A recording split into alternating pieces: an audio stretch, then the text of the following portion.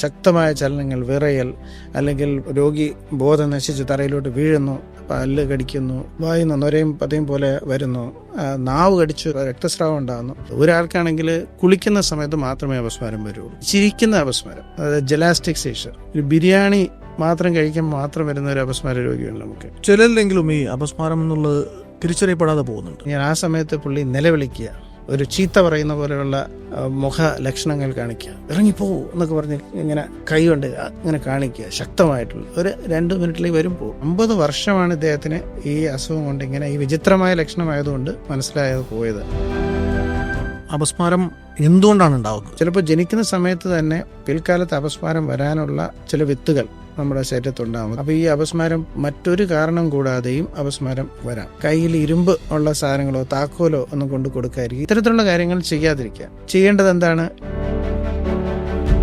ഏത് രോഗമെന്ന് പറയുന്നത് ഒരു ക്ഷണിക്കപ്പെടാത്ത അതിഥി പോലെയാണ് കയറി വരുന്നത്. അല്ലാതെ നേരത്തെ പറഞ്ഞ് അപ്പോയിൻമെന്റ് എടുത്തിട്ടൊന്നും വരത്തില്ല. മറ്റുള്ള പല അസുഖങ്ങൾ വെച്ച് നോക്കുകയാണെന്നുണ്ടെങ്കിൽ ഇത്രയും നല്ല റിസൾട്ട് കിട്ടുന്ന ഒരു അസുഖം വേറെ ഇല്ല.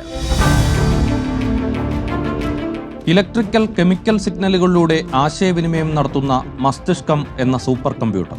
അതിന്റെ ഇലക്ട്രിക് സർക്യൂട്ടിൽ പെട്ടെന്നുണ്ടാകുന്ന അമിത വൈദ്യുത പ്രവാഹം പല കാരണങ്ങൾ കൊണ്ട് അപസ്മാരമാകാം. സിനിമയിൽ കാണുന്നതല്ല അതിന്റെ യാഥാർത്ഥ്യം. താക്കോലോ ഇരുമ്പ് കഷ്ണമോ കയ്യിൽ പിടിപ്പിക്കുന്ന അബദ്ധത്തിലേക്ക് തിരിയാതിരിക്കാൻ കേൾക്കണം. ന്യൂറോളജിസ്റ്റ് എന്ന നിലയിൽ 18 കൊല്ലത്തിലധികം പ്രവൃത്തി പരിചയമുള്ള ദില്ലി എയിംസിലെ ബിരുദ ഗവേഷണ പഠനത്തിനിടെ 80-ലധികം റിസർച്ച് പേപ്പറുകൾ പ്രസിദ്ധീകരിക്കുകയും വടക്കൻ കേരളത്തിൽ ആദ്യമായി വീഡിയോ EEG അവതരിപ്പിക്കുകയും ചെയ്ത കോഴിക്കോട് മൈത്ര ആശുപത്രിയിലെ ന്യൂറോളജി വിഭാഗം HODയും സീനിയർ കൺസൾട്ടന്റുമായ ഡോക്ടർ സച്ചിൻ സുരേഷ് ബാബു.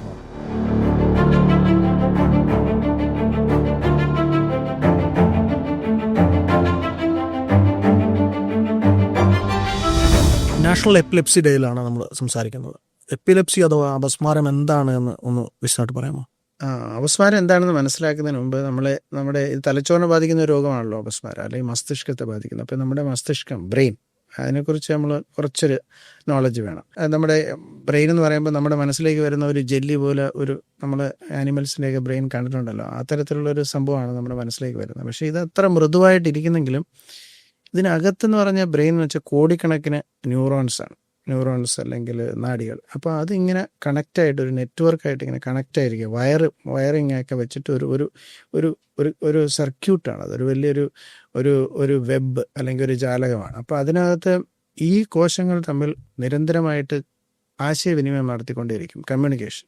അപ്പോൾ ഈ കമ്മ്യൂണിക്കേഷൻ നടത്തുന്നതിന് അവരുപയോഗിക്കുന്ന ഒരു ഭാഷ, അവരുടെ ഭാഷ എന്ന് പറയുന്നത് ഇലക്ട്രിക്കൽ ലാംഗ്വേജ് ആണ്. അപ്പോൾ ഇലക്ട്രിസിറ്റി അല്ലെങ്കിൽ വൈദ്യുതി മൂലമാണ് അവർ സംസാരിക്കുന്നത്, അങ്ങോട്ടും ഇങ്ങോട്ടും ആശയവിനിമയം ചെയ്യുന്നത്. അപ്പോൾ അത്രയും ഇങ്ങനെ വൈദ്യുതി മൂലം ആശയവിനിമയം നടത്തിക്കൊണ്ടിരിക്കുന്ന ഒരു കോടിക്കണക്കിന് ന്യൂറോൺസിൻ്റെ ഒരു കമ്പ്യൂട്ടർ, നമ്മുടെ മനുഷ്യൻ നിർമ്മിച്ചിട്ടുള്ള സങ്കീർണമായിട്ടുള്ള ഒരു കമ്പ്യൂട്ടറിനെക്കാട്ടിലും മികച്ച ഒരു കമ്പ്യൂട്ടർ. അപ്പോൾ ആ ആശയവിനിമയത്തിൻ്റെ ഫലമായിട്ടാണ് നമുക്ക് ചിന്തിക്കാൻ കഴിയുന്നത്, നമുക്ക് സംസാരിക്കാൻ കഴിയുന്നത്, ചലിക്കാൻ കഴിയുന്നതല്ല.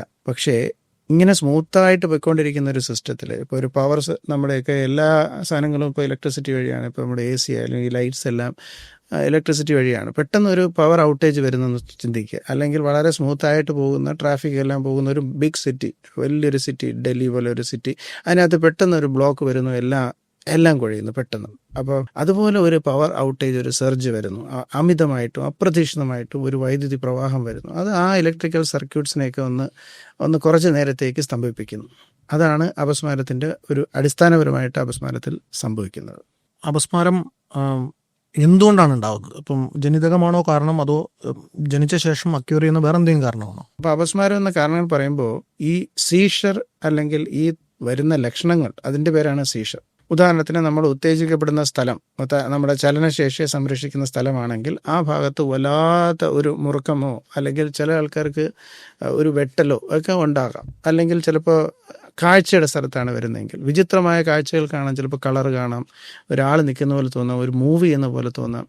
അപ്പോൾ ഏത് ഭാഗത്താണോ ഈ അമിതമായ വൈദ്യുതി പ്രവാഹം സംഭവിക്കുന്നത് അതിനനുസരിച്ചുള്ള ലക്ഷണങ്ങളായിരിക്കും രോഗി പ്രകടിപ്പിക്കുന്നത്. ഈ ലക്ഷണങ്ങൾക്ക് പറയുന്ന പേരാണ് സീഷർ. ഈ ഒരു സീഷർ വീണ്ടും വീണ്ടും വരികയാണെങ്കിൽ, അതായത് അങ്ങനെ വീണ്ടും വീണ്ടും നിരന്തരമായി വരാനുള്ളൊരു പ്രവണത ഒരു വ്യക്തിക്കുണ്ടെങ്കിൽ ആ രോഗാവസ്ഥയുടെ പേരാണ് അപസ്മാരം. അപ്പോൾ ഈ അപസ്മാരം മറ്റൊരു കാരണം കൂടാതെയും അപസ്മാരം വരാം. അതായത് പ്രത്യേകിച്ചൊരു മൂല കാരണമില്ലാതെ. മൂല കാരണങ്ങൾ തന്നെ പലതാകാം. ഉദാഹരണത്തിന് ലേറ്റർ ലൈഫിൽ വരുന്ന പ്രശ്നങ്ങൾ, അത് ചിലപ്പോൾ ഒരു തലച്ചോറിനേറ്റ ക്ഷതമായിരിക്കാം, ട്യൂമറായിരിക്കാം, ഒരു ഇൻഫെക്ഷൻ ആയിരിക്കാം, അല്ലെങ്കിൽ വളരെ ലേറ്റ് ലൈഫാണെങ്കിൽ ഇപ്പോൾ പ്രായമായവർക്കൊക്കെ ഡിമെൻഷ്യയുടെ പാർട്ടായിട്ട്, ഓർമ്മക്കുറവിൻ്റെ പാർട്ടായിട്ട്, അല്ലെങ്കിൽ സ്ട്രോക്കിൻ്റെ ഭാഗമായിട്ടൊക്കെ അപസ്മാരം വരാം. ചെറിയ കുട്ടികളിൽ ഞാൻ പറഞ്ഞില്ലേ, മറ്റ് കാരണങ്ങളൊന്നും കൂടാതെ വരുന്ന അപസ്മാരങ്ങളുണ്ട്, ഇഡിയോപാത്തിക് എപ്പിലെപ്സീസ്. പിന്നെ ഈ ജനിച്ച സമയത്ത് തന്നെ അപസ്മാരം ഉണ്ടോ എന്നൊക്കെ ഇപ്പോൾ പല പേഷ്യൻസും ചോദിക്കുന്ന കാരണം, വേറെ ഒരു കുഴപ്പമില്ലായിരുന്ന കുട്ടിയാണ് ഇപ്പോൾ പെട്ടെന്ന് വരുന്നു, അല്ലെങ്കിൽ ഇതിന് നമ്മുടെ കുടുംബത്തിൽ ഇത് ആർക്കുമില്ല, അതായത് ജനിതകമായ കാരണങ്ങളൊന്നും ഇല്ലാതെ തന്നെ അപസ്മാരം വരാം.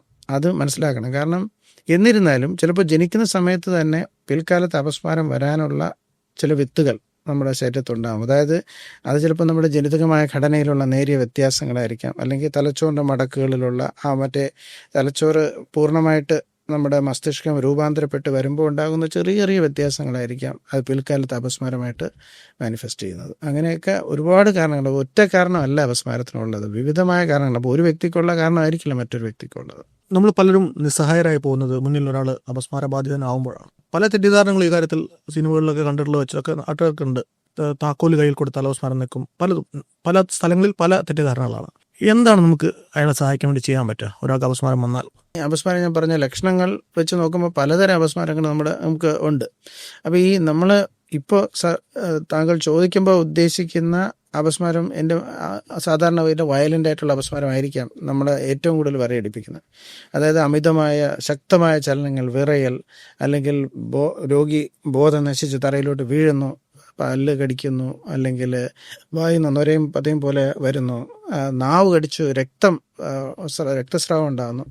ഇത്തരത്തിലുള്ള ശക്തമായ അപസ്മാരം വരുമ്പോൾ എന്തെങ്കിലും ഒന്ന് ചെയ്യണമെന്ന് നമുക്ക് തോന്നും. കാരണം ചെയ്യുക തന്നെ വേണം. അപ്പോൾ അതിൽ ആദ്യമായിട്ട് ചെയ്യേണ്ടത് ചെയ്യാൻ പാടില്ലാത്ത കാര്യങ്ങളാണ്.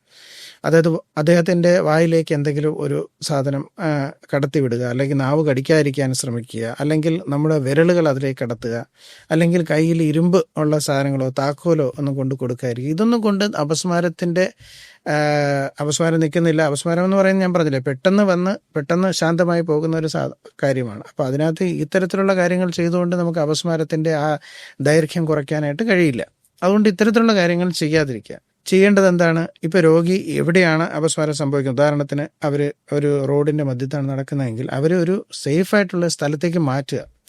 ഏതെങ്കിലും ഷാർപ്പായിട്ടുള്ള സംഭവങ്ങളൊക്കെ അടുത്തുണ്ടെങ്കിൽ അത് വന്ന് നമുക്ക് ഇവരുടെ ഈ മൂവ്മെൻറ്റ്സ് വരുന്ന സമയത്ത് അവർക്ക് എന്തെങ്കിലും മുറിവുകളോ ഇഞ്ചുറിയോ ഉണ്ടാവാതിരിക്കാൻ ശ്രദ്ധിക്കുക. പിന്നെ ആ ഒരു സെക്രീഷൻസ്, വായിൽ നിന്ന് വരുന്ന ആ സെക്രീഷൻസ് എല്ലാം ലങ്സിലേക്ക് വല്ലതും പോയി കഴിഞ്ഞാൽ ആസ്പിറേറ്റ് ചെയ്ത് അത് ന്യൂമോണിയ അങ്ങനെയുള്ള വെന്റിലേറ്ററി റിക്വയർമെൻറ്റിലേക്കൊക്കെ പോകാനുള്ള സാധ്യതയുണ്ട്. അത് വരാതിരിക്കാനായിട്ട് ആ സെക്രീഷൻസിന് പോകാനായിട്ട് ഒന്ന് ചരിച്ച് കിടത്തേണ്ടി വന്നാൽ ചരിച്ച് കിടത്തുക. അപ്പോൾ വസ്ത്രങ്ങൾ ടൈറ്റാണെങ്കിൽ അയച്ചു കൊടുക്കുക. പിന്നെ ഈ മൂവ്മെൻറ്റ്സ് വരുന്ന സമയത്ത് നമ്മൾ അതിനെ തടുത്തു നിർത്താനായിട്ട് പിടിക്കുകയോ ബലം പിടിക്കുകയോ ചെയ്താൽ പല ഇഞ്ചുറീസും വരാം. അത് ചെയ്യാതിരിക്കുക. ഇത് ചെയ്തതിന് ശേഷം രോഗി പെട്ടെന്ന് തന്നെ ബോധം തിരിച്ചു വരികയാണെങ്കിൽ കുഴപ്പമില്ല. അല്ലെങ്കിൽ ഈ അസുഖം വന്നതിന് ശേഷം കുറേ നേരം ബോധമില്ലാതെ കിടക്കുക, അല്ലെന്നുണ്ടെങ്കിൽ ഈ മൂവ്മെൻറ്റ്സ് തന്നെ കണ്ടിന്യൂ ചെയ്യുക, 5-10 മിനിറ്റ് കണ്ടിന്യൂ ചെയ്യണമെന്നുണ്ടെങ്കിൽ അത് ഒരു തീവ്രമായ അപസ്മാരാവസ്ഥ, അതിന് സ്റ്റാറ്റസ് എപ്പിലെപ്റ്റിക്കസ് എന്ന് പറയും. അത് നമ്മുടെ തലച്ചോറിൽ ഇങ്ങനെ കണ്ടിന്യൂസ് ആയിട്ടുള്ള അപസ്മാരത്തിലേക്ക് പോകാനുള്ള ഒരു പ്രവണത ഉള്ളവർക്ക് വരുന്നതാണ്. അത് കുറച്ച് അപകടകാരിയാണ്. അത്തരം സന്ദർഭങ്ങളിൽ എത്രയും പെട്ടെന്ന് രോഗിയെ ആശുപത്രിയിൽ എത്തിക്കുകയാണ് അവർ ചെയ്യേണ്ടത്. ചിലരിലെങ്കിലും ഈ അപസ്മാരം എന്നുള്ളത് തിരിച്ചറിയപ്പെടാതെ പോകുന്നുണ്ട് വേണ്ട സമയത്ത്. ഏർലി ഡിറ്റക്ഷന് ഈ കേസിലുള്ള അപസ്മാരത്തിലുള്ള പ്രാധാന്യം എന്താണ് ചികിത്സയിൽ? ഇത് ഏറ്റവും ഇമ്പോർട്ടൻ്റ് ആയിട്ടുള്ള ചോദ്യം. അതായത് ഇപ്പോൾ ഈ ഏർലി ഡിറ്റക്ഷൻ, ഇപ്പോൾ അതിനൊരു സിമിലി പറയുകയാണെങ്കിൽ, അതിനൊരു ഉദാഹരണം പറയുകയാണെങ്കിൽ, നമ്മുടെ ഈ ചീത്തശീലങ്ങൾ പോലെയാണ്. ചീത്തശീലങ്ങൾ നമ്മൾ നേരത്തെ കണ്ടുപിടിച്ച് കഴിഞ്ഞാൽ അത് മാറ്റാൻ കഴിയും. പിന്നെ അതങ്ങ് വഷളായി കഴിഞ്ഞാൽ പിന്നെ കൺട്രോൾ ചെയ്യാൻ പറ്റില്ല. അത് മുളയിലെന്നുള്ളതെന്നൊക്കെ പറയുന്ന പോലെ. അത് മാത്രമല്ല, ഈ ചീത്തശീലങ്ങളുടെ ഒരു പ്രത്യേകത എന്ന് പറഞ്ഞു കഴിഞ്ഞാൽ നമ്മളത് ഏർലി സ്റ്റേജിൽ ചിലപ്പോൾ കണ്ടുപിടിക്കാൻ കഴിയില്ല. കാരണം അത് വളരെ നിസ്സാരമായിട്ട് ചെറിയ രീതിയിലായിരിക്കും തുടങ്ങുന്നത്. അതായത് ഏർലി ഡിറ്റക്ഷനുള്ള ഏറ്റവും വലിയ തടസ്സങ്ങളെന്ന് പറയുന്നത് ചിലപ്പോൾ ഈ അപസ്മാരത്തിൻ്റെ ലക്ഷണങ്ങൾ വളരെ നിസ്സാരമായിരിക്കാം, അല്ലെങ്കിൽ വിചിത്രമായിരിക്കാം. നിസ്സാരമായ ലക്ഷണങ്ങൾക്ക് ഉദാഹരണം പറയുകയാണെങ്കിൽ, ചിലർ ബ്രഷ് ചെയ്തുകൊണ്ടിരിക്കുന്നു, കയ്യിൽ നിന്ന് ബ്രഷ് തെറിച്ച് പോകുന്നു, അല്ലെങ്കിൽ ഗ്ലാസ് തെറിച്ച് പോകുന്നു, ഗ്ലാസ് പൊട്ടുന്നു, അല്ലെങ്കിൽ ചിലപ്പോൾ വഴക്ക് പറയുന്നുണ്ട്, നീ ഗ്ലാസ് ഇട്ട് പൊട്ടിച്ചെന്ത് എന്ന് പറഞ്ഞിട്ട് വഴക്ക് പറയുന്നതിൽ അവസാനിക്കും. അത് നിസ്സാരമായ ലക്ഷണം. വേറൊരു ഉദാഹരണം എൻ്റെ മനസ്സിലേക്ക് വരുന്നത്, ഇപ്പോൾ നമ്മൾ ക്ലാസ്സിൽ കുട്ടികൾ ശ്രദ്ധിക്കാതിരിക്കുന്നു, ബോർഡിൽ ടീച്ചർ ചോദിച്ചു വയ്ക്കുമ്പോൾ എവിടെയോ നോക്കിയിരിക്കുന്നു, ചിന്തിച്ചുകൊണ്ടിരിക്കുന്നു. ആബ്സെൻറ്റ് സീഷേഴ്സാണ്. പിന്നെ ഉള്ളത് വിചിത്രമായ ലക്ഷണങ്ങളാണ്. ഉദാഹരണത്തിന് എനിക്ക് ഒരു പേഷ്യൻ്റെ കാര്യം പറയുകയാണെങ്കിൽ, ഇയാൾക്ക് 58 വയസ്സിലാണ് നമ്മൾ കാണാൻ വരുന്നത്. അപ്പോൾ ഇദ്ദേഹത്തിന് വർഷങ്ങളായിട്ട് അപസ്മാരമുണ്ട്. പക്ഷേ ഈ അപസ്മാരം 8 വയസ്സിൽ തുടങ്ങി. ആ സമയത്ത് അദ്ദേഹം ഒരു കയർ തൊഴിലാളിയൊക്കെയാണ്. അപ്പോൾ അദ്ദേഹം ഈ അപസ്മാരത്തിൻ്റെ ലക്ഷണം എന്ന് പറഞ്ഞു കഴിഞ്ഞാൽ ആ സമയത്ത് പുള്ളി നിലവിളിക്കുക, ഒരു ചീത്ത പറയുന്ന പോലെയുള്ള മുഖ ലക്ഷണങ്ങൾ കാണിക്കുക, ഇറങ്ങിപ്പോവും എന്നൊക്കെ പറഞ്ഞ് ഇങ്ങനെ കൈ കൊണ്ട് ഇങ്ങനെ കാണിക്കുക, ശക്തമായിട്ടുള്ള ഒരു 2 മിനിറ്റിലേക്ക് വരും പോവും. അപ്പോൾ ഇത് കണ്ടു കഴിഞ്ഞാൽ ഒരു മാനസികമായിട്ടുള്ള ഒരു അസുഖമാണെന്നുള്ള രീതിയിൽ ആൾക്കാർ ഒരുപാട് വർഷങ്ങൾ തള്ളിക്കളഞ്ഞു. പുള്ളി ബസ്സിലും പബ്ലിക് പ്ലേസസിലും ഒക്കെ ഇരിക്കുമ്പോൾ ഇത് സംഭവിക്കുന്നു. വർഷങ്ങളാണെന്ന് ആലോചിക്കണം. അപ്പോൾ 8 വയസ്സ് മുതൽ 58 വയസ്സ് വരെ ഇദ്ദേഹത്തിന് ഇതുകൊണ്ട് മിക്കവാറും ദിവസങ്ങളിൽ ഇത് വരാറുണ്ടായിരുന്നു. അപ്പോൾ ഇത് 50 വർഷമാണ് ഇദ്ദേഹത്തിന് ഈ അസുഖം കൊണ്ട് ഇങ്ങനെ ഈ വിചിത്രമായ ലക്ഷണമായതുകൊണ്ട് മനസ്സിലായത് പോയത്. അപ്പോൾ എന്താ സംഭവിച്ചു, 58ാമത്തെ വയസ്സിലാണ് പുള്ളിക്ക് ഇത് തലച്ചോറിൽ ഉള്ള ഒരു കോശങ്ങളുടെ വ്യത്യാസം കൊണ്ടാണെന്നും ശസ്ത്രക്രിയ കൊണ്ട് മാറ്റാൻ പറ്റുന്നതാണെന്ന് മനസ്സിലായത്. 58ാമത്തെ വയസ്സിൽ അദ്ദേഹം ശസ്ത്രക്രിയ ചെയ്ത് പൂർണ്ണമായിട്ട് അപസ്മാര വിമുക്തനായപ്പോൾ 58 വയസ്സിൽ ഇദ്ദേഹത്തിന് ഇനി എന്ത് ചെയ്യണമെന്ന് അറിയാൻ വയ്യ. ഇത്രയും കാലം ഈ രോഗം അവരുടെ ഒരു സഹചാരിയെ പോലെ കൂടെ നടന്നിരുന്ന രോഗം ഇല്ലാതായി എന്ത് ചെയ്യണമെന്നാണ് പുള്ളിക്ക് അറിയാൻ വയ്യാത്തത്. അതായത് ഈ ഏർലി ഡിറ്റക്ഷൻ്റെ പ്രാധാന്യം ഒന്ന് ആലോചിച്ച് വെക്കണം. നമ്മുടെ ജീവിതത്തിലെ ഇത്രയും പ്രധാനപ്പെട്ട നമ്മുടെ വൈറ്റലായിട്ടുള്ള നല്ല സമയം, അവസരങ്ങൾ, സമയം, സ്വപ്നങ്ങൾ എല്ലാം ഈ അപസ്മാരം വന്ന് ഒരു 50 വർഷം അപഹരിച്ചുകൊണ്ട് പോയി. ഇത് ഈ ഒരു വ്യക്തിയുടെ മാത്രം കഥയല്ല. ഇപ്പോൾ 25 വയസ്സായ ഒരു പെൺകുട്ടി അവർ വിവാഹത്തിനോട് അടുക്കുന്ന സമയത്താണ് ഇവർക്ക് ഈ അസുഖം മാറ്റാൻ പറ്റുമെന്ന് മനസ്സിലാക്കി എൻ്റെ അടുത്ത് വന്നത് ഒരു പ്രാവശ്യം. അപ്പോൾ ഇതാണ് ഈ വിചിത്രമായ ലക്ഷണങ്ങളുടെ പ്രത്യേകത. ഒരാൾക്കാണെങ്കിൽ കുളിക്കുന്ന സമയത്ത് മാത്രമേ അപസ്മാരം വരുള്ളൂ. കുളിക്കുന്ന സമയത്ത് ആദ്യം ഒരു ചൊറിച്ചിലായിട്ടാണ് തുടങ്ങിയത്, പിന്നീട് ഇതൊരു അപസ്മാരമായി പരിണമിച്ചു. പിന്നെ ഒരു ചിരിക്കുന്ന അപസ്മാരം, അതായത് ജലാസ്റ്റിക് സീഷർ. കുട്ടി ഇരുന്നിട്ട് ചുമ്മാ അങ്ങ് ചിരിക്കുകയാണ് കുറച്ച് സമയത്ത്. കുട്ടി വെറുതെ ഇരുന്ന് ചിരിക്കുകയാണെന്ന് അവർ വിചാരിക്കുള്ളൂ, അതൊരു ജലാസ്റ്റിക് എപ്പിലെപ്സി ആണെന്ന് അറിയില്ല. ഒരു ബിരിയാണി മാത്രം കഴിക്കുമ്പോൾ മാത്രം വരുന്ന ഒരു അപസ്മാര രോഗിയുണ്ട് നമുക്ക്. അതായത് ഈ food reflex epilepsy, eating epilepsy, അത് ചിലർക്ക് ചില ഫുഡിനോടായിരിക്കും. ഫുഡിനെ കുറിച്ച് ചിന്തിക്കുമ്പോൾ തന്നെ അപസ്മാരം വരും. അപ്പോൾ എന്നാലും ബിരിയാണി പുള്ളി ഇതുവരെ നിർത്തിയിട്ടില്ല. പക്ഷേ അങ്ങനെയും വരാം. അപ്പോൾ വിചിത്രമായ ലക്ഷണങ്ങൾ കൊണ്ടും നിസ്സാരമായ ലക്ഷണങ്ങൾ കാരണവും ചിലപ്പോൾ റെക്കഗ്നൈസ് ചെയ്യപ്പെടില്ല. പരിണാമം ഇത്രയേ ഉള്ളൂ, ഇത്രയും വർഷത്തെ നഷ്ടം. ലക്ഷണങ്ങൾ വിചിത്രമാകുന്നതും ഒക്കെ നമുക്ക് മനസ്സിലാക്കാം. പക്ഷേ തീരെ ചെറിയ കുട്ടികൾ, ഇപ്പോൾ ഇൻഫൻസ്, ഒരു 1-1.5 വയസ്സ് വരെയൊക്കെയുള്ള കുട്ടികളിൽ അവർക്കൊന്നും പറയാൻ പറ്റില്ല. നമ്മൾ ഇപ്പം കുഴച്ചിൽ പോലുള്ള ലക്ഷണങ്ങൾ വരുന്നു, അത് പിന്നീട് അപസ്മാരമാണെന്നൊക്കെ തെളിഞ്ഞ കേസുകളുണ്ട്. അപ്പോൾ അങ്ങനത്തെ ലക്ഷണങ്ങൾ എന്തൊക്കെയാണ്? ഈ കുട്ടികളുടെ അപസ്മാരങ്ങളിൽ ഒരു പ്രധാന കുറേ വെല്ലുവിളികളുണ്ട്. മറ്റ് കുറച്ചുകൂടെ വലിയ കുട്ടികളിലോ അല്ലെങ്കിൽ അഡൾട്ട്സിലോ വരുന്ന അപസ്മാരത്തിൽ നിന്നും കൂടുതൽ വെല്ലുവിളികൾ ഈ ഡയഗ്നോസിസിനെ സംബന്ധിച്ച് നേരിടുന്ന ഒരു ഏജ് ഗ്രൂപ്പാണ് താങ്കളിപ്പോൾ സൂചിപ്പിച്ച ഇൻഫൻസിയിൽ വരുന്നത്. അതിന് ഒരു കാരണം വെച്ചാൽ, ഒന്ന്, അപസ്മാരങ്ങൾ തന്നെ ആ ഏജ് ഗ്രൂപ്പിൽ വരുന്നത് നമ്മൾ സാധാരണ പറയുന്ന അപസ്മാരം പോലെ ആയിരിക്കില്ല. ഏറ്റവും കോമൺ ആയിട്ട് വരുന്ന ഒരു ടൈപ്പാണ് ഇൻഫൻറ്റൈൽ സ്പാസംസ് എന്ന് പറയുമ്പോഴത്തേക്ക് കുട്ടി ബലം പിടിച്ച് ഇങ്ങനെ ഒന്ന് കഴുത്തൊന്ന് താഴോട്ട് വരുന്നു, ബലം പിടിക്കുന്നു, കൈ ഒന്ന് അകരുന്നു, ഇത്രയേ ഉള്ളൂ. അത് ചിലപ്പോൾ രാവിലെ എഴുന്നേൽക്കുന്ന സമയത്ത് അടുപ്പിച്ചൊരു 4-5 പ്രാവശ്യം വരാം സ്പാസംസ്. പക്ഷേ ഇതേപോലെ തന്നെ ഇരിക്കുന്ന പല പല വിചിത്രമായ മൂവ്മെൻറ്റ്സും കുട്ടികൾക്കുണ്ടാകും. ഷഡറിങ്, ഇങ്ങനെ ആകുന്ന ഒരു ജർക്കിങ് പോലെ വരാം, പിന്നെ തലയിട്ട് ആട്ടുന്നത് പോലെ വരാം, പിന്നെ അവരുടെ കൈയുടെ മൂവ്മെൻറ്റ്സ്, റോക്കിംഗ് മൂവ്മെൻറ്റ്സ്, അങ്ങനെ പല പല മൂവ്മെൻറ്റ്സും ഈ കുട്ടികൾ പ്രകടിപ്പിക്കും. അപ്പോൾ ഈ ആദ്യത്തെ വെല്ലുവിളി ഡോക്ടറെ സംബന്ധിച്ചോളം ഇത് കറക്റ്റായിട്ട് നിർണ്ണയിക്കുക, ഇത് അപസ്മാരം തന്നെയാണെന്ന് നിർണ്ണയിക്കുക എന്നുള്ളത്. അതിനൊരു സ്പെഷ്യലിസ്റ്റ് ഡീറ്റെയിൽ ആയിട്ടുള്ള വിവരണം വെച്ചിട്ട് പിന്നെ EEGയുടെ സഹായത്തോടു കൂടിയൊക്കെ അവർക്കത് കണ്ടുപിടിക്കാൻ പറ്റും, ഇൻഫൻറ്റ്. പക്ഷേ ഇത് ഒരു ഗ്രൂപ്പ് ഓഫ് അസുഖങ്ങളാണ്. ഇത് അതുമാത്രമല്ല, കുട്ടികളിൽ തന്നെ വളരെ ഫലപ്രദമായി ചികിത്സിച്ച് ശരിയാക്കാൻ പറ്റുന്ന അപസ്മാരങ്ങളുണ്ട്, ബുദ്ധിമുട്ടുള്ള അപസ്മാരങ്ങളുണ്ട്, ജനിതകമായ കാരണങ്ങൾ കൊണ്ടുള്ള അപസ്മാരങ്ങളുണ്ട്. പക്ഷേ ഇതിനെയൊക്കെ റെക്കഗ്നൈസ് ചെയ്യേണ്ടത് വളരെ ഇമ്പോർട്ടൻ്റ് ആണ് ഈ ഒരു ഇൻഫൻസി ഏജ് ഗ്രൂപ്പിൽ. കാരണം നമ്മളത് ആ ഒരു ഏജ് ഗ്രൂപ്പിൽ തന്നെ കണ്ടുപിടിച്ച് ട്രീറ്റ് ചെയ്തില്ല എന്നുണ്ടെങ്കിൽ ഇവരുടെ ആ തലച്ചോറിൻ്റെ വികസനവും ഡെവലപ്മെൻറ്റും ഒക്കെ അഫക്റ്റ് ചെയ്തിട്ട് പിൽക്കാലത്ത് അവർക്ക് അതിൻ്റെ ഫലമായിട്ട് പല പാർശ്വഫലങ്ങളും ഉണ്ടാകും. പിന്നീട് അത് ബുദ്ധിമണ്ഡലത്തെ ബാധിക്കാം, അവരുടെ തലച്ചോറിൻ്റെ പ്രവർത്തനം സാരമായി ബാധിക്കാം. അപ്പോൾ അതുകൊണ്ട് തന്നെ ഇത് കറക്റ്റായിട്ട് ഉള്ള അസുഖം ഏതാണെന്ന് തിരിച്ചറിയുകയും എത്രയും പെട്ടെന്ന് ചികിത്സ കൊടുക്കുകയും ചെയ്യേണ്ട ഒരു ഏജ് ഗ്രൂപ്പാണിത്. അപസ്മാരം ഉണ്ടെന്ന് കൺഫേം ചെയ്യേണ്ടത് വളരെ അത്യാവശ്യമാണ്. അപ്പോൾ അതുമായിട്ട് ബന്ധപ്പെട്ടുകൊണ്ട് പറഞ്ഞു കേൾക്കുന്ന ഒരു ജാർഗൺ വീഡിയോ EEG എന്നുള്ളതാണ്. ഇപ്പോൾ ഈ വീഡിയോ EEG എന്താണെന്ന് ചിലപ്പോൾ പലർക്കും അറിയണ്ടാവില്ല. അതെന്താണെന്ന്, നമ്മുടെ ബ്രെയിനിൻ്റെ ഒരു ലൈവായിട്ട് ഇപ്പോൾ നമ്മുടെ ചിന്തകളും നമ്മുടെ ഇതെല്ലാം നടക്കുന്നത് പകർത്തിയെടുക്കുന്ന അതിൻ്റെ ഒരു ഇൻഡയറക്റ്റ് റെപ്രസെൻറ്റേഷനാണത്. അപ്പോൾ അതുകൊണ്ട് തന്നെ ഈ ടെസ്റ്റ് ചെയ്യാനും വളരെ എളുപ്പമാണ്. കാരണം നമ്മൾ ചെറിയ ചെറിയ ഇലക്ട്രോഡ്സ് തലച്ചോറിലൊരു 10-20 ഇലക്ട്രോഡ് നമ്മുടെ ശിരസിൽ വെച്ചിട്ട്, സ്കാൽപ്പിൽ വെച്ചിട്ട് അതിൻ്റെ വയറുകൾ ഒരു കമ്പ്യൂട്ടറിലേക്ക് കണത്തുന്നു. അപ്പോൾ ആ ബ്രെയിനിൽ ഇപ്പോൾ നടന്നുകൊണ്ടിരിക്കുന്ന ആ ഇലക്ട്രിക്കൽ റിതംസ് എല്ലാം റിതംസ് ആണ്. ആ റിതംസ് എല്ലാം തന്നെ ഈ കമ്പ്യൂട്ടറിലേക്ക് പകർത്തപ്പെടുന്നു. അതാണ് ഫസ്റ്റ് പാർട്ട്. പക്ഷേ അതിനേക്കാട്ടിൽ ഇമ്പോർട്ടൻ്റ് ആയിട്ടുള്ള പാർട്ട് എന്ന് പറയുന്നത് ഇത് സൂക്ഷ്മമായി പരിശോധിക്കുക എന്നുള്ളതാണ്. അപ്പോൾ ഇത് വളരെ സൂക്ഷ്മമായിട്ട് ഇതിനെ പരിശോധിച്ചാൽ മാത്രമേ ഈ ചെറിയ ചെറിയ വ്യതിയാനങ്ങൾ മനസ്സിലാവുകയുള്ളൂ.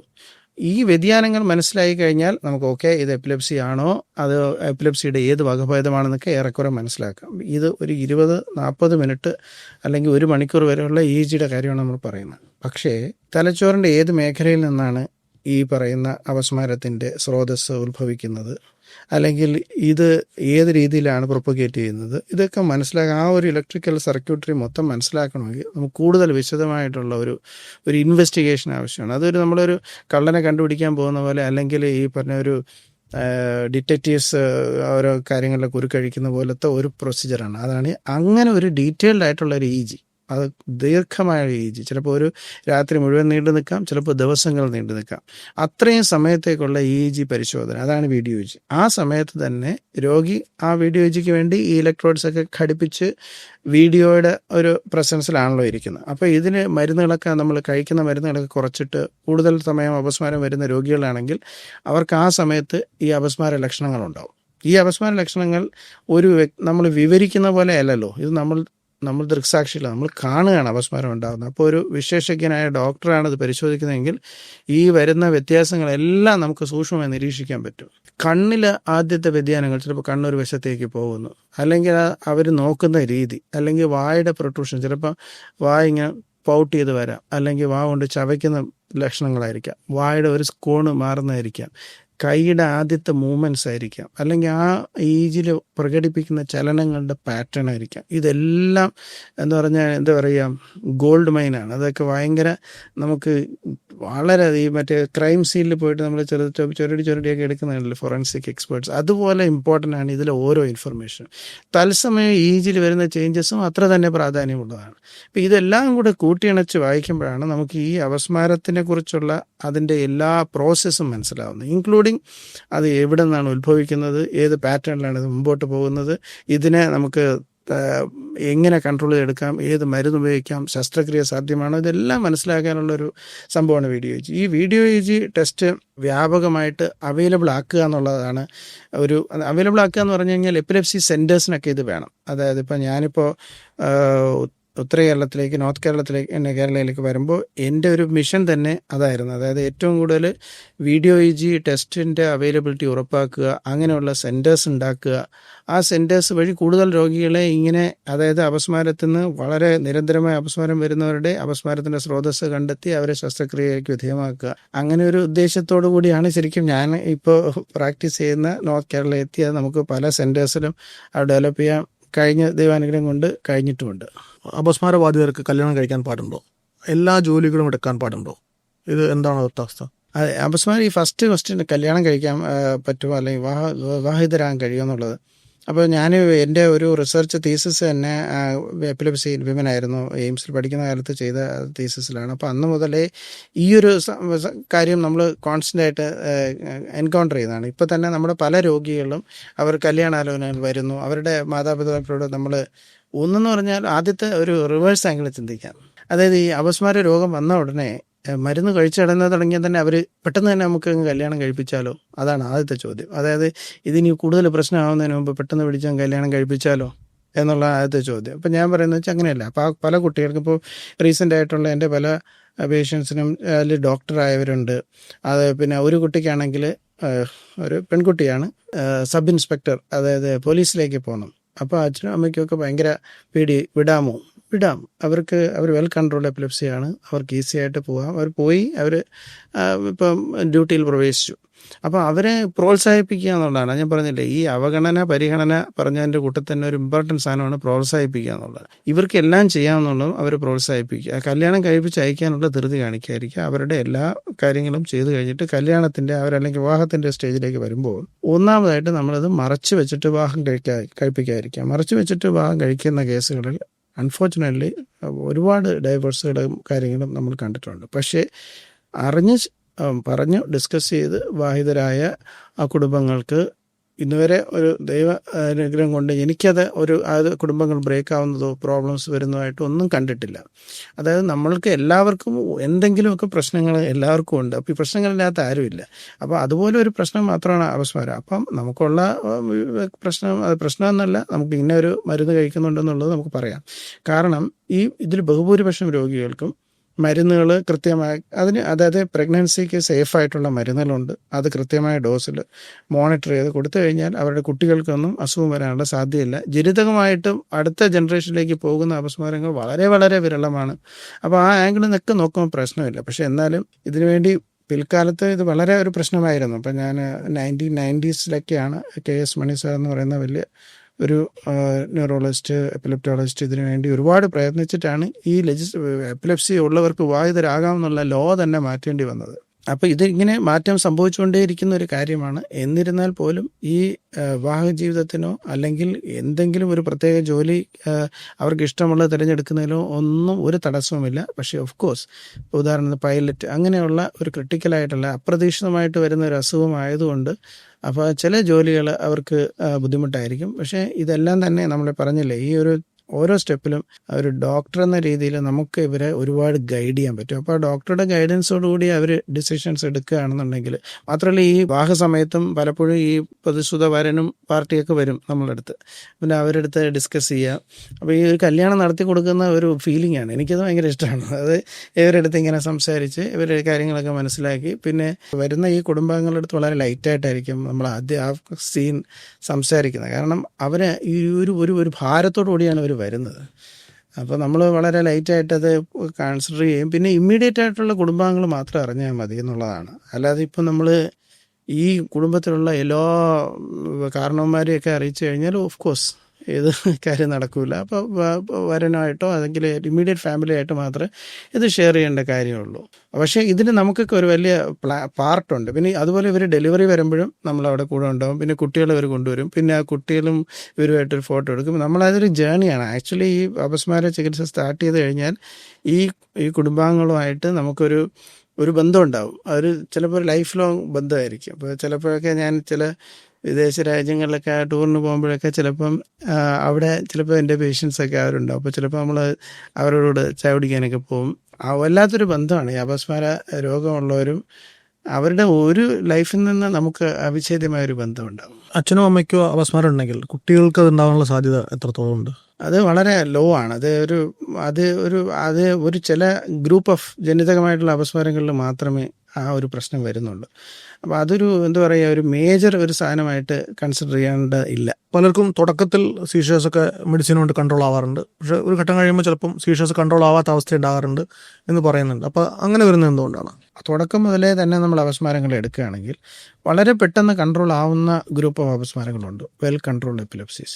അത് ചിലപ്പോൾ തുടക്കത്തിലേ കൺട്രോൾ ആയിരിക്കുന്നിരിക്കും, പിന്നീടും അത് കൺട്രോൾ ആയിട്ട് തന്നെ ഇരിക്കും. ചിലർക്ക് കുറേ വർഷങ്ങൾ കഴിയുമ്പോൾ അത് മാറിപ്പോകാനും സാധ്യതയുണ്ട്, സെൽഫ് ലിമിറ്റഡ് ആയിട്ട് മാറിപ്പോകും. അങ്ങനെയുള്ള അപസ്മാരങ്ങളാണ് കുറേ ഉള്ളത്. പിന്നെ ഉള്ളതാണ് ഡിഫിക്കൽട്ട് ടു കൺട്രോൾ, പിന്നെ വെരി അൺകൺട്രോൾഡ് ആയിട്ടുള്ള. അപ്പോൾ ഡിഫിക്കൽട്ട് കൺട്രോൾ ആയിട്ടുള്ള അപസ്മാരങ്ങളുടെ പ്രത്യേകത വെച്ചാൽ ആദ്യം മരുന്ന് കഴിക്കും, കുറച്ച് നാളത്തേക്ക് ബെനിഫിറ്റ് കിട്ടും, പിന്നെ ആ മരുന്ന് ഫലം കാണുന്നില്ല, ഡോസ് കൂട്ടി അടുത്ത മരുന്ന് ആഡ് ചെയ്തു, ആ മരുന്ന് ആഡ് ചെയ്ത് കഴിഞ്ഞിട്ടും പിന്നെയും ഫലം കാണുന്നില്ല. ഇതാണ് ഏറ്റവും ക്രിട്ടിക്കൽ ടിപ്പിംഗ് പോയിന്റ്. ഈ പോയിന്റിലാണ് പലരും എല്ലാ വിശ്വാസവും നഷ്ടപ്പെടുന്നത്. മോഡേൺ മെഡിസിൻ ഒന്നും കാര്യമില്ല, ഇതെല്ലാം മരുന്ന് കഴിച്ചിട്ടും അസുഖം വരുന്നു. അവർ നിരാശയിലേക്കും ഒരു ഡിനയലിലേക്കും പോകുന്ന ഒരു സന്ദർഭമാണിത്.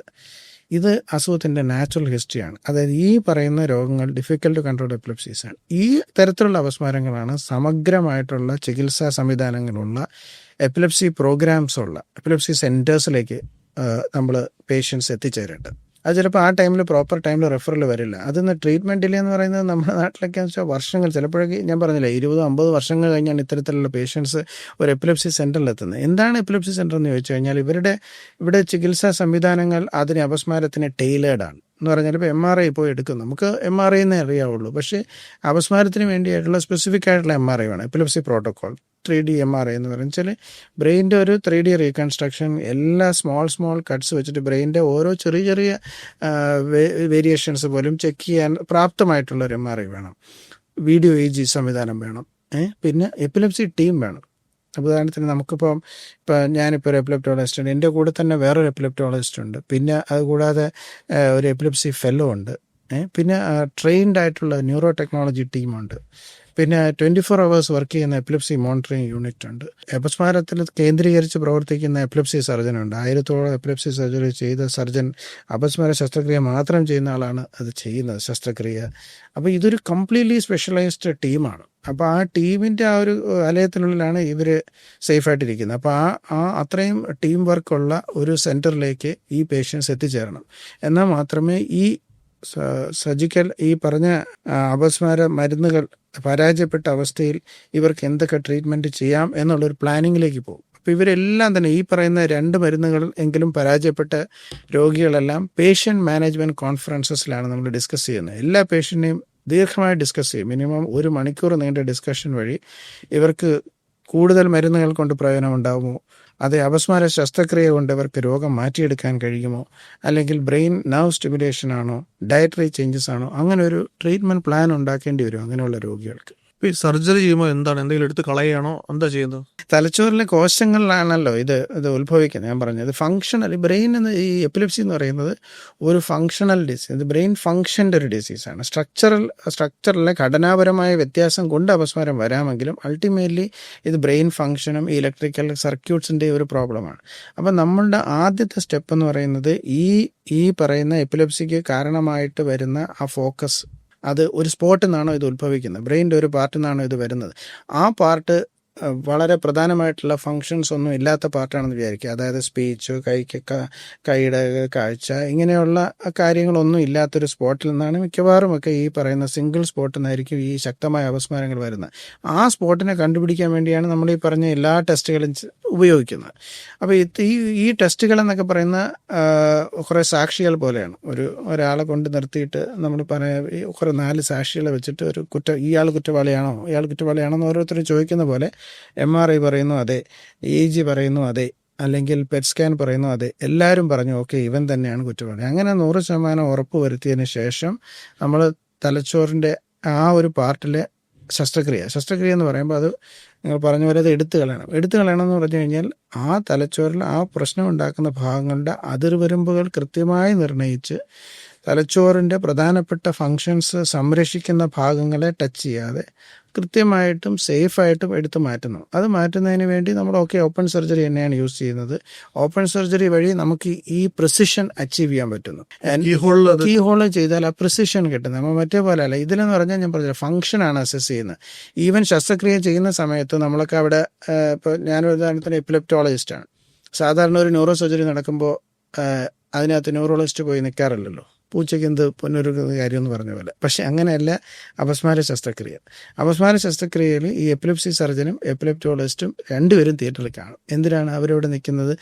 അവിടെ ഈ നമ്മുടെ തലച്ചോറിൽ നേരത്തെ EEG പറഞ്ഞില്ലേ, അതേപോലെ തന്നെ ചെറിയ ഷീറ്റ്സ് ഓഫ് ഇലക്ട്രോഡ്സ് ഉപയോഗിച്ച് തലച്ചോറിൻ്റെ ഉപരിതലത്തിൽ മസ്തിഷ്കത്തിൽ ഡയറക്റ്റായിട്ട് നമുക്ക് EEG റെക്കോർഡിങ് ചെയ്യാം ഡ്യൂറിങ് പ്രൊസീജിയർ. ആ പ്രൊസീജിയർ ചെയ്തിട്ട് ഇതിൻ്റെ മാർജിൻസ് എത്രയാണെന്നൊക്കെ നമ്മൾ ഒരുമിച്ചാണ് അവിടെ ഡിസൈഡ് ചെയ്യുന്നത്.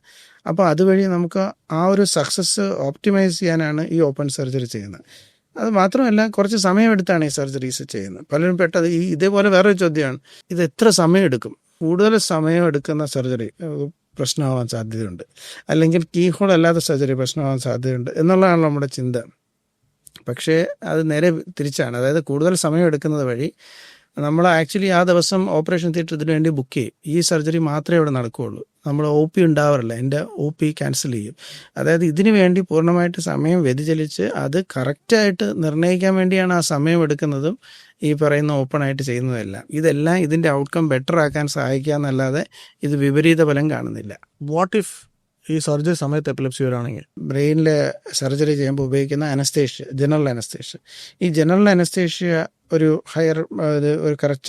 കുറച്ച് ഹയർ ഡോസിലോ കൊടുത്താൽ തന്നെ നമ്മുടെ അപസ്മാരം ശാന്തമാവും. അപ്പോൾ അനസ്തേഷ്യ തന്നെ ഒരു ട്രീറ്റ്മെൻറ്റാണ്. ഇപ്പോൾ ഉദാഹരണത്തിന് കണ്ടിന്യൂസ് ആയിട്ട് അപസ്മാരം വരുന്ന വ്യക്തികളിൽ അനസ്തേഷ്യ വഴിയാണ് അപസ്മാരം കൺട്രോൾ ചെയ്യുന്നത്. അപ്പോൾ അനസ്തേഷ്യ നമ്മുടെ കയ്യിലുണ്ട് ഓപ്പറേഷൻ തിയേറ്ററിൽ. അത് തന്നെയാണ് അതിൻ്റെ ഒരു വലിയൊരു സംഭവം. പക്ഷേ നമ്മൾ ഈ അപസ്മാരം ശസ്ത്രക്രിയ ചെയ്യുന്ന സമയത്ത് പലപ്പോഴും ഈ റെക്കോർഡിങ്ങിനൊക്കെ വേണ്ടി അനസ്തേഷ്യ വളരെ കുറവാണ് ഉപയോഗിക്കുന്നത്. അങ്ങനെ ഒരു സാഹചര്യം വന്നാൽ അപ്പോൾ നമുക്ക് അനസ്തേഷ്യ ഉണ്ട്, മെഡിക്കേഷൻസ് ഉണ്ട്, അങ്ങനെയുള്ള സിറ്റുവേഷൻ കൺട്രോൾ ചെയ്യാൻ പറ്റും. കൺട്രോൾ ചെയ്യാൻ പറ്റും. ഈവൻ പോസ്റ്റ് ഓപ്പറേറ്റീവ് പീരീഡിൽ ചിലപ്പോൾ പെട്ടെന്ന് അപസ്മാരം വരുന്ന സിറ്റുവേഷൻസ് ഉണ്ട്. അപ്പോൾ എല്ലാം ചെയ്ത് കഴിഞ്ഞ് ചിലപ്പോൾ അതിൻ്റെ സൈഡിൽ നിന്നൊക്കെ പെട്ടെന്നൊക്കെ അപസ്മാരം വരാം. അത് വളരെ വിരളമായ കോംപ്ലിക്കേഷൻസ്, അതെല്ലാം തന്നെ മാനേജബിൾ കോംപ്ലിക്കേഷൻസ് ആണ്. അതൊന്നും അത്ര ഒരു ഭയാനകമായ ഒരു സംഭവമല്ല. സർജറിയുടെ ഒരു ഫലസിദ്ധി എന്താണ്? അത് ചെയ്താൽ മാറുമെന്ന് 100% ഉറപ്പുണ്ടോ? ആക്ച്വലി താങ്കൾ ഇത് ചോദിക്കുമ്പോൾ ഒരു പേഷ്യൻറ്റിൻ്റെ ബൈസ്റ്റാൻഡർ ചോദിക്കുന്ന പോലെ എനിക്ക് തോന്നുന്നു. അതായത് ഇത് 100%, ഇതെല്ലാം ഒരു സ്ഥിരം ചോദ്യമാണ്. 100% ഗ്യാരണ്ടി ഉണ്ടോ ഡോക്ടർ എന്ന് ചോദിക്കാം. അപ്പോൾ അതായത് ആദ്യമായിട്ട് മനസ്സിലാക്കേണ്ടതെന്ന് വെച്ചാൽ ഈ പറയുന്ന അപസ്മാര ശസ്ത്രക്രിയ ചെയ്യുന്ന രോഗികൾക്ക്, മിക്കവാറും രോഗികൾക്കും ഈ അപസ്മാര ശസ്ത്രക്രിയ ചെയ്തില്ലെങ്കിൽ ഈ അപസ്മാരം മാറാനുള്ള സാധ്യത എത്രയാണ് ആദ്യം മനസ്സിലാക്കുക. എത്രയാണ്? 0% ആണ് ഇവരുടെ സാധ്യത. അപ്പോൾ ആ 0% നേരെ 100% ആണ് ഇവർ ചോദിക്കുന്നത്, മനസ്സിലായില്ലേ? പക്ഷേ ഇതിൻ്റെ സാധ്യത ഏത് തരം ശസ്ത്രക്രിയയാണെന്നുള്ള അടിസ്ഥാനപ്പെടുത്തിയിരിക്കും. അപസ്മാര ക്രിയകൾ എല്ലാം ചെയ്യുന്നത് അപസ്മാരം പൂർണ്ണമായും മാറ്റാൻ വേണ്ടിയല്ല. ചില ശസ്ത്രക്രിയകൾ അപസ്മാരത്തിൻ്റെ അളവും തീവ്രതയും കുറയ്ക്കാൻ വേണ്ടി ചെയ്യുന്നുണ്ട്. പക്ഷേ നമ്മൾ ക്യൂറിന് വേണ്ടി, അല്ലെങ്കിൽ അപസ്മാരത്തിൽ നിന്ന് സ്വാതന്ത്ര്യം നേടാൻ വേണ്ടി ചെയ്യുന്ന പൊട്ടൻഷ്യലി ക്യൂറേറ്റീവ് ആയിട്ടുള്ള അപസ്മാര ശസ്ത്രക്രിയകളിൽ മാക്സിമം റിസൾട്ട് 90% വരെ വരാം. ചില കേസുകളിൽ അത് 60% ആവാം. അത് നമ്മൾ ആദ്യമേ പേഷ്യൻറ്റിനോട് കമ്മ്യൂണിക്കേറ്റ് ചെയ്യും. ഈ 60%, 90% എന്ന് പറഞ്ഞ അർത്ഥം 100 പേർക്ക് ചെയ്യുമ്പോൾ 90 പേർക്കും പിന്നെ അപസ്മാരമേ വരുന്നില്ലെന്നാണ്. മനസ്സിലായില്ലേ? ആ 60% എന്ന് പറയുന്നത് അതിൻ്റെ അർത്ഥം 60% ആൾക്കാർക്കും പിന്നെ അപസ്മാരം വരുന്നില്ല. ബാക്കി 40% അപസ്മാരത്തിൻ്റെ അളവ് കുറയാം. ചിലർക്ക് വളരെ വിരളമായിട്ട് ബെനിഫിറ്റ് വരാതിരിക്കാം. അങ്ങനെയുള്ളവർക്ക് ഇപ്പോൾ നമ്മുടെ നാട്ടിൽ പ്രശ്നം എന്ന് വെച്ചാൽ നമുക്കൊരു ശസ്ത്രക്രിയ കഴിഞ്ഞാൽ പിന്നെ അതിന് രണ്ടാമതൊരു റീസർജറിയെക്കുറിച്ചൊക്കെ ചിന്തിക്കാൻ വളരെ പ്രയാസമാണ്. ഇപ്പോൾ ഈ 60%, ഈ ബാക്കി 40% പലപ്പോഴും റീസർജറി, റീഇംപ്ലാന്റേഷൻ, റീഇവാലുവേഷൻ ഒക്കെ നടക്കും. വെളി രാജ്യങ്ങളിലൊക്കെ ആണെങ്കിൽ നടക്കും.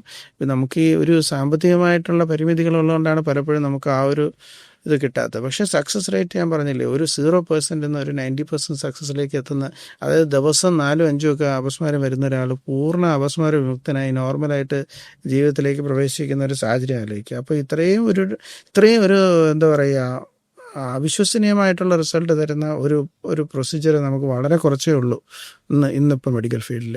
ഇതൊരു ഓപ്പൺ സ്കിൽ സർജറി ആണെന്ന് പറഞ്ഞല്ലോ. അപ്പം ഇത് കഴിഞ്ഞിട്ട് ഒരു റിക്കവറി പീരീഡ് എന്താണ്? തലച്ചോറ് പഴയ പോലെ ആവാൻ, ജീവിതം പഴയ പോലെ ആവാൻ എത്ര കാലം പിടിക്കും? തലച്ചോറ് നമ്മൾ ഓപ്പറേഷൻ ചെയ്ത് തിരിച്ച് അത് ചെയ്ത് കഴിഞ്ഞിട്ട് പുറത്ത് വരുമ്പോഴത്തേക്ക് ആ ഒരു 24 hours കഴിയുമ്പോൾ തന്നെ രോഗി ഏതാണ്ട് നോർമൽ അവസ്ഥയിലേക്ക് എത്തും. പല അഡൾട്ടായിട്ടുള്ള നല്ല യങ് ആയിട്ടുള്ള പേഷ്യൻ്റ്, ഹെൽത്തി ആയിട്ടുള്ള പേഷ്യൻ്റാണ്. കുട്ടികൾ കൂടുതൽ സമയം എടുക്കും.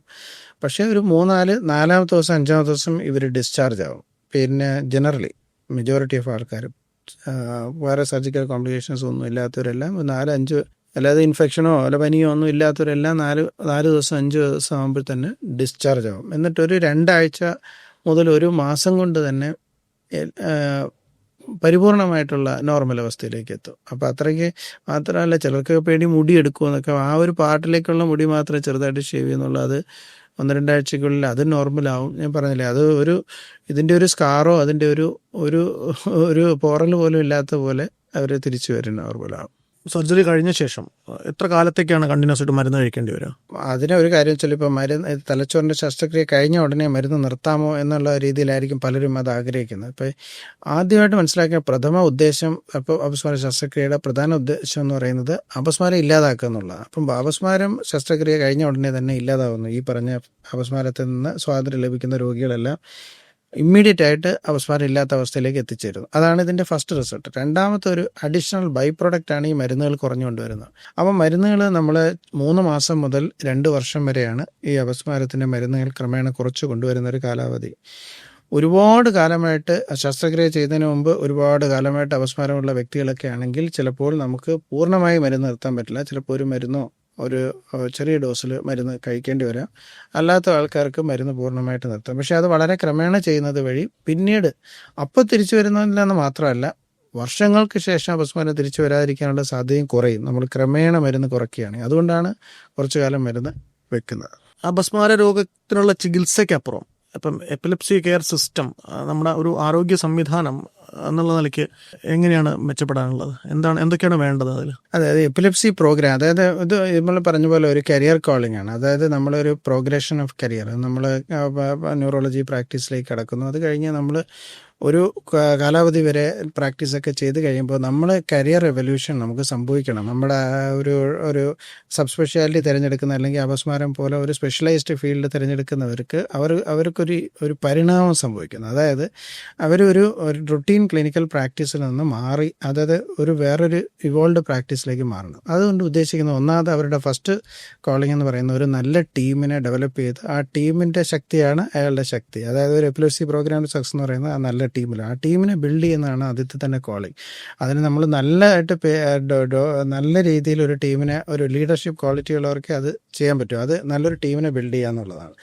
രണ്ടാമത്തെ സാധനം എന്ന് പറയുന്നത് ഇതിനുള്ള ഇൻഫ്രാസ്ട്രക്ചർ ഡെവലപ്പ് ചെയ്യുക. അതായത് കട്ടിങ് എഡ്ജ് ആയിട്ടുള്ള ഇൻസ്ട്രുമെൻസും കാര്യങ്ങളും എല്ലാം വേണം. അപ്പോൾ അങ്ങനെയുള്ള സ്ഥലങ്ങളിൽ മാത്രമേ അതാണ് ഈ ലെവൽ 1 to 4 എന്ന് പറയുന്നത്. ഇപ്പോൾ ലെവൽ 4 സെൻ്ററാണ്. ഇപ്പോൾ നമ്മളൊക്കെ പ്രാക്ടീസ് ചെയ്യുന്ന സെൻറ്റേഴ്സിന് ലെവൽ 4 സെൻ്റർ എന്ന് വെച്ചാൽ എല്ലാ തരത്തിലുള്ള അപസ്മാര ചികിത്സാ സംവിധാനങ്ങളും അവൈലബിൾ ആയിട്ടുള്ള, ചിലർക്ക് സ്റ്റീരിയോ ഇജി എന്ന് പറയും, തലച്ചോറിനുള്ളിലേക്ക് ഇലക്ട്രോഡ്സ് ഇട്ട് വീഡിയോ ഇജി ചെയ്യേണ്ട സംവിധാനങ്ങളുണ്ട്. അത് തെർമോകോഗുലേഷൻ, ചില ഇജി ഇലക്ട്രോഡ്സ് വഴി ചില അപസ്മാര ഫോക്കസ് കരിക്കുന്ന സംവിധാനം, അങ്ങനെ ഒരുപാട് സാധനം, ഡീപ് ബ്രെയിൻ സ്റ്റിമുലേഷൻ, അങ്ങനെയുള്ള എല്ലാ സംവിധാനങ്ങളും ഉള്ള ഒരു ഇൻഫ്രാസ്ട്രക്ചർ ഡെവലപ്മെൻറ്റ് അതിനകത്ത് അത്യാവശ്യമാണ്. മൂന്നാമത്തെ വെച്ചാൽ അക്കാഡമിക്കാണ്. അതായത് ഈ അപസ്മാരം ഇങ്ങനെയുള്ള സബ് സ്പെഷ്യാലിറ്റിയിൽ വർക്ക് ചെയ്യണമെങ്കിൽ നമുക്ക് നല്ല ഒരു നോർമൽ ഷെഡ്യൂളിൽ തന്നെ അക്കാഡമിക് ആക്ടിവിറ്റീസ് ഉണ്ടാവും. അതായത് ഈ പറയുന്ന എപ്പിലെപ്സി ഫെലോസ്, ന്യൂറോളജി റെസിഡൻസ്, അവർ കണ്ടിന്യൂസ് ആയിട്ട് അവരെ ട്രെയിൻ ചെയ്യുന്നത് വഴിയാണ് നമ്മൾ ഇതിൽ വൈദഗ്ധ്യം നേടുന്നത്. ആക്ച്വലി നമ്മുടെ പേഷ്യൻ്റ് കെയർ ഇമ്പ്രൂവ് ചെയ്യുന്നതിൽ ഒരു സിംഗിൾ മോസ്റ്റ് ഇമ്പോർട്ടൻറ്റ് ഫാക്ടർ എന്താണെന്ന് ചോദിച്ചാൽ, നമ്മളൊരു ടീച്ചിങ് ന്യൂറോളജിസ്റ്റോ ടീച്ചിങ് എപ്പിലെപ്റ്റോളജിസ്റ്റോ ആണെങ്കിൽ നാച്ചുറലി നമ്മുടെ കെയർ ബെറ്റർ ആയിരിക്കും. അത് പലർക്കും അറിയാത്തൊരു കാര്യമാണ്.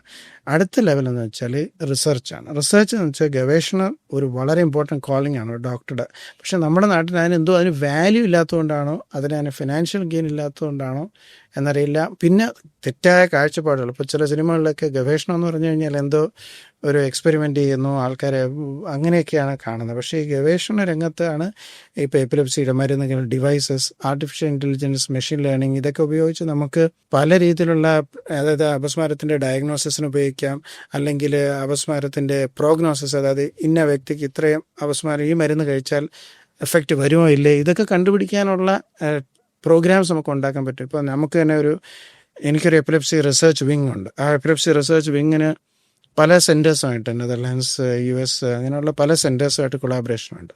അപ്പം നമ്മൾ ഈ പ്രധാനമായിട്ട് വർക്ക് ചെയ്യുന്ന ഒരു ഏരിയയാണ് AI, മെഷീൻ ലേണിംഗ് ഒക്കെ ആയിട്ട്. അപ്പോൾ അതിൽ ഒരു വ്യക്തിക്ക്, ഇപ്പോൾ അപസ്മാരം വരുന്ന വ്യക്തിക്ക് ഇന്ന മരുന്ന് കൊടുത്തു കഴിഞ്ഞാൽ അവർക്ക് 6 മാസം 1 വർഷം കഴിഞ്ഞ് അപസ്മാരം വരാനുള്ള സാധ്യതകൾ അപസ്മാരം നിൽക്കാനുള്ള സാധ്യത എത്രയാണെന്ന് മുൻകൂട്ടി പ്രൊഡിക്റ്റ് ചെയ്യാനുള്ള ഡെവലപ്മെൻറ്റ് അങ്ങനെ ചെയ്യാം. പിന്നെ അപസ്മാരം ഡിറ്റക്ട് ചെയ്യാനുള്ള ഡിവൈസസ് ഡെവലപ്പ് ചെയ്യാം. പിന്നെ ഇപ്പോഴൊക്കെ വരുന്ന ഒരു സാധനം ഡിജിറ്റൽ ബ്രെയിൻ ട്യൂൺ എന്നൊക്കെ പറയും. അതായത് ഇപ്പോൾ നമ്മളിവിടെ ഇല്ല, അതായത് നമ്മുടെ ബ്രെയിനിനെ പോലെ തന്നെ ഒരു കമ്പ്യൂട്ടർ സിമുലേറ്റഡ് ഒരു ബ്രെയിൻ ഉണ്ടാക്കാം, ഡിജിറ്റൽ ബ്രെയിൻ.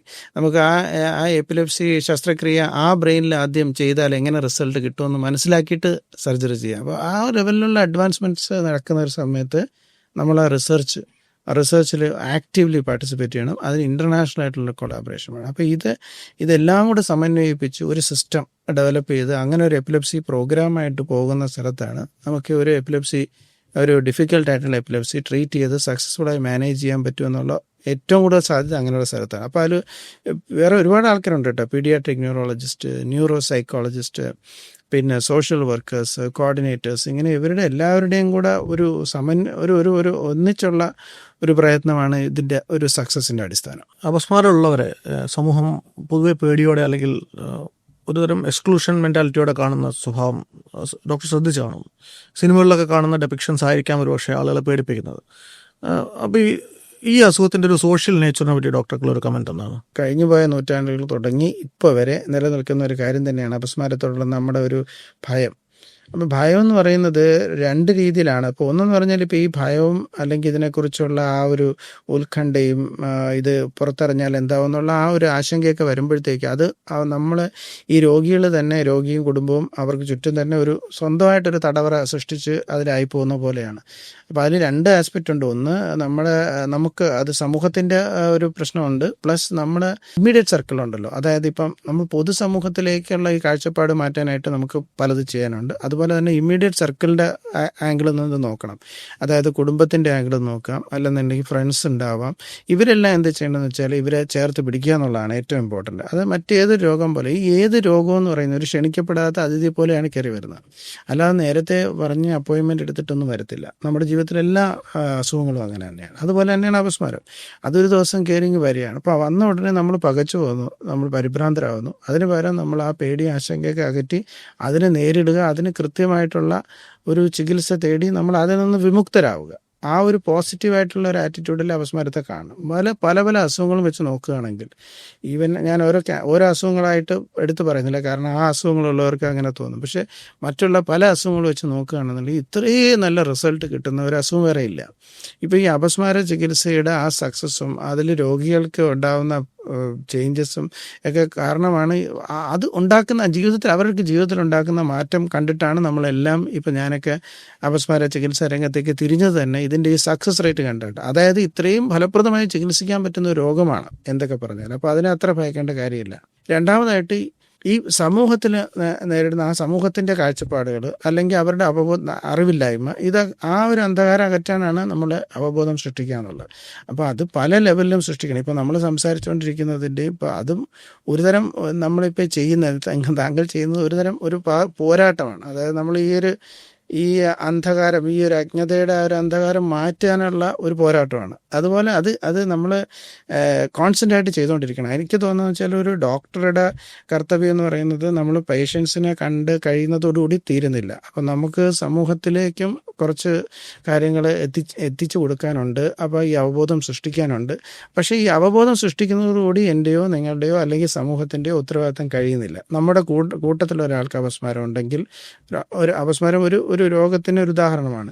അവർക്ക് അവഗണന ഉണ്ടാകാതെ, നമുക്കിപ്പോൾ അവർക്ക് ഫ്രണ്ട്സ് കുറവാണെങ്കിൽ നമ്മൾ അവരുടെ അടുത്ത് കൂടുതൽ ഫ്രണ്ട്ഷിപ്പിലേക്ക് കൊണ്ടുപോകണം. അവർക്ക് പരിഗണന കൊടുക്കണം.